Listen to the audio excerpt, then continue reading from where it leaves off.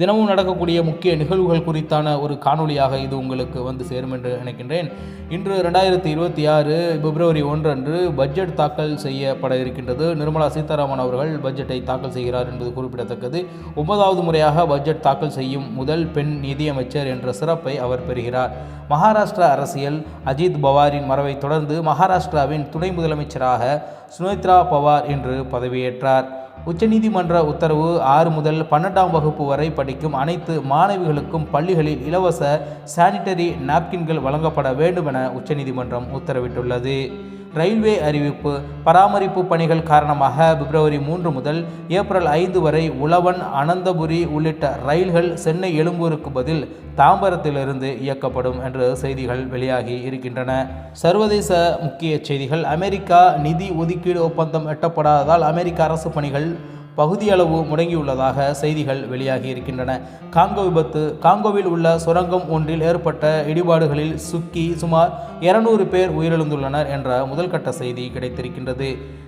விளையாட்டு மற்றும் வணிகம் குறித்தான செய்தியை பார்ப்போம். ஆஸ்திரேலியா ஓபன் டென்னிஸ் மகளிர் ஒற்றையர் பிரிவில் எலெனா ரைபாகினா சாம்பியன் பட்டம் வென்றார்.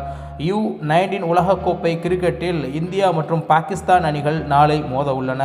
வெள்ளி விலை. இன்று ஒரு நாளில் வெள்ளி விலை அதிரடியாக குறைந்திருக்கின்றது. தங்க விலையும் கூட குறைந்திருக்கின்றது என்பது உங்களுக்கு தெரிந்த ஒரு செய்தியாக இருக்கின்றது. சற்று விரிவாக ஒரு சில செய்திகளை பார்ப்போம். பிப்ரவரி 1, 2026 மத்திய நிதியமைச்சர் நிர்மலா சீதாராமன் தாக்கல் செய்ய உள்ள 2026-2027 நிதியாண்டிற்கான மத்திய பட்ஜெட்டின் சில முக்கிய எதிர்பார்ப்புகள் மற்றும் அம்சங்கள் இங்கே பார்ப்போம். முக்கிய நிகழ்வுகள். 9வது பட்ஜெட். நிர்மலா சீதாராமன் அவர்கள் தொடர்ந்து 9வது முறையாக பட்ஜெட் தாக்கல் செய்து வரலாற்றில் சாதனை படைக்கின்றார். ஞாயிற்றுக்கிழமை தாக்கல். சுதந்திர இந்தியாவில் வரலாற்றில் முதல் முறையாக மத்திய பட்ஜெட் ஒரு ஞாயிற்றுக்கிழமை அன்று தாக்கல் செய்யப்பட உள்ளது. காகிதமில்லா பட்ஜெட். கடந்த சில ஆண்டுகளைப் போலவே இந்த முறையும் பட்ஜெட்டில் டிஜிட்டல் வடிவில் சமர்ப்பிக்கப்பட உள்ளது. மேலும் எதிர்பார்க்கப்படும் முக்கிய அம்சங்கள் குறித்தான சில செய்திகளை பார்ப்போம். வருமான வரி சலுகை. நடுத்தர வர்க்கத்தினருக்கு நிவாரணம் அளிக்கும் வகையில் புதிய வரி விதிப்பின் முறையின் கீழ் நிலையான வரி விலக்கு அதிகரிக்கப்படலாம் என எதிர்பார்க்கப்படுகின்றது. பொருளாதார ஆய்வறிக்கையின்படி 12 லட்சம் ரூபாய் வரை வருமானம் உள்ளவர்களுக்கு வருமான வரி இல்லாமல் இருக்க வாய்ப்புள்ளது என்று எதிர்பார்க்கப்படுகின்றது. வேலைவாய்ப்பு மற்றும் திறன் மேம்பாடு. வேலைவாய்ப்பு மற்றும் திறன் மேம்பாடு. இளைஞர்களுக்கான புதிய வேலைவாய்ப்புகளை உருவாக்கவும் உற்பத்தி துறையில் மேனுஃபேக்சரிங் கூடுதல் முதலீடுகளை ஈர்க்கவும் சிறப்பு சலுகைகள் அறிவிக்கப்படலாம் என்று எதிர்பார்க்கப்படுகின்றது. கட்டமைப்பு வசதிகள்.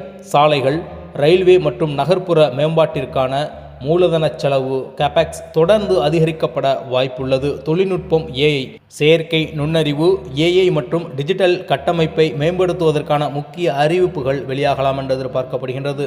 விவசாயிகளின் வருமானத்தை உயர்த்தவும் பாசனம் மற்றும் பயிர் காப்பீட்டு திட்டங்களுக்கான நிதி ஒதுக்கீடு அதிகரிக்கப்படவும் விவசாயத்தில் எதிர்பார்க்கப்படுகின்றது. திருமணமான தம்பதிகளுக்கு சலுகை. வரி செலுத்துதலை எளிதாக்க தம்பதிகளுக்கு கூட்டு வரி விதிப்பு ஜாயிண்ட் டாக்ஸேஷன் முறை அறிமுகப்படுத்தலாம் என பேச்சுக்கள் அடிபடுகின்றன. இன்று காலை 11 மணிக்கு பட்ஜெட் உரை தொடங்கும். இது குறித்து கூடுதல் நேரடி தகவல்கள் பட்ஜெட் உரையின் போது செய்தித்தாள்கள் அல்லது செய்தி தொலைக்காட்சிகளில் பின்தொடரலாம் என்று இந்த செய்தியை நான் கூறுகின்றேன். அடுத்ததாக செய்தியாக ஒன்றை பார்க்கவிருக்கின்றோம். அமெரிக்காவில் நிதி ஒதுக்கீடு மசோதாவை நிறைவேற்றுவதில் ஏற்பட்ட தாமதத்தால் ஜனவரி 31, 2026 முதல் அரசு பணிகள் பகுதியளவு முடங்கியுள்ளன. இந்த நிதி ஒதுக்கீடு ஒப்பந்தம் குறித்து முக்கிய விவரங்கள் இதோ. செனட் சபை ஒப்புதல். ஜனவரி 30 இரவு பெரும்பாலான அரசு துறைகளுக்கு செப்டம்பர் மாதம் வரை நிதி வழங்கும் ஒரு பெரிய மசோதாவை செனட் சபை நிறைவேற்றியது. பிரதிநிதிகள் சபை தாமதம். செனட் ஒப்புதல் அளித்தலும் நிதிகள் சபை விடுமுறையில் இருப்பதால் இந்த மசோதா இன்னும் அங்கும் நிறைவேற்றப்படவில்லை. பிப்ரவரி 12 திங்கட்கிழமை அன்று பிரதிநிதிகள் சபை கூடி இந்த ஒப்பந்தத்திற்கு ஒப்புதல் அளிக்கும் என எதிர்பார்க்கப்படுகின்றது. இறுதியாக விளையாட்டுச் செய்திகள். ஜிம்பாப்வே மற்றும் நமீபியாவில் நடைபெற்று வரும் 2026ஆம் ஆண்டு ICC 19 வயதிற்குட்பட்டோர் U-19 உலகக்கோப்பை கிரிக்கெட் தொடரின் முக்கிய தகவல்கள் இதோ. தொடரின் நிலை. நடைபெறும் காலம் ஜனவரி 15 முதல் பிப்ரவரி 6 வரை 2026 வரை நடைபெற இருக்கின்றது. தற்போதைய கட்டம். தொடர் தற்போது விறுவிறுப்பான சூப்பர் 6 கட்டத்தை எட்டியுள்ளது.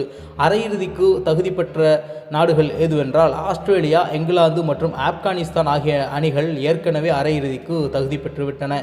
இந்தியா vs பாகிஸ்தான் முதல் போட்டி இன்று நடைபெற இருக்கின்றது. முக்கிய போட்டியாக இது பார்க்கப்படுகின்றது. இன்று பிப்ரவரி 1 ஞாயிற்றுக்கிழமை நடைபெறும் சூப்பர் 6 சுற்றின் கடைசி போட்டியாக இந்தியா மற்றும் பாகிஸ்தான் அணிகள் மோதுகின்றன. அரையிறுதி வாய்ப்பு. இந்த போட்டியில் வெற்றி பெறும் அணி அரையிறுதிக்கு தகுதி பெறும் கடைசி அணியாக மாறும். நேரம் மற்றும் இடம். ஜிம்பாப்வே புலாவயோ நகரில் உள்ள குவீன்ஸ் ஸ்போர்ட்ஸ் கிளப் மைதானத்தில் இந்திய நேரப்படி மதியம் 1 மணிக்கு இப்போட்டி தொடங்குகிறது. இந்திய அணியின் பலம். ஆயுஷ் மத்ரே தலைமையிலான இந்திய அணி இதுவரை விளையாடிய அனைத்து போட்டிகளிலும் வெற்றி பெற்று வலுவான நிலையில் உள்ளது. கடந்த போட்டியில் ஜிம்பாப்வேயை 204 ரன்கள் வித்தியாசத்தில் வீழ்த்திய இந்தியா அபார வெற்றி பெற்றது என்பது குறிப்பிடத்தக்கது. அடுத்த முக்கிய தேதிகள் என்ன? முதல் அரையிறுதியில் பிப்ரவரி 2, இரண்டாம் அரையிறுதி பிப்ரவரி 3, இறுதிப் போட்டி பிப்ரவரி 6 வெள்ளிக்கிழமை ஹரோரேவில் நடைபெற உள்ளது. இந்தியாவில் இருக்கக்கூடிய கிரிக்கெட் ரசிகர்கள் பெரிதும் விரும்பக்கூடிய U19 கோப்பை நாளைக்கு லைவ் நிறைய சேனலில் வெளியாகுது. நீங்கள் மறக்காமல் பாருங்கள் என்பதை கூறிக்கொண்டு மீண்டும் நல்லதொரு காணொலி உங்களை சந்திக்கின்றேன். நன்றி, வணக்கம். மீண்டும் தொடரும் முக்கிய நிகழ்வுகள். இது உங்கள் தமிழா செய்தி.